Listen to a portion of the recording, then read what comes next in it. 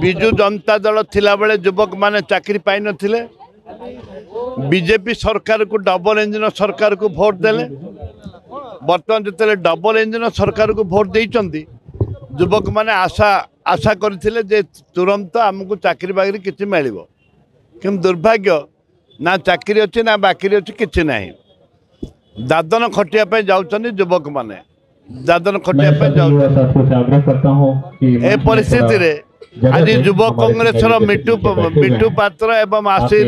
छात्र कांग्रेस आशीर ए दुई जन नेतृत्व में आज समस्त को एकत्रित करी जो आज विराट मीटिंग कर जनसमावेश कर all India president youth Congress आछंती मु धन्यवाद देवी एवं आसंता दिन में युवक आशा करी आसंता दिन छात्र कांग्रेस युवक कांग्रेस राजरास्ता लड़ाई कर सरकार असल मुखा खोल देखु केंद्र सरकार ये केंद्र सरकार कथा प्रधानमंत्री बहुत बड़ बड़ मन की बात कथा कहते जे मन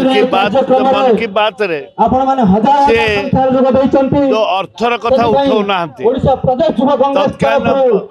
अखिल भारतीय युव कांग्रेस सभापति प्रधानमंत्री मनमोहन सिंह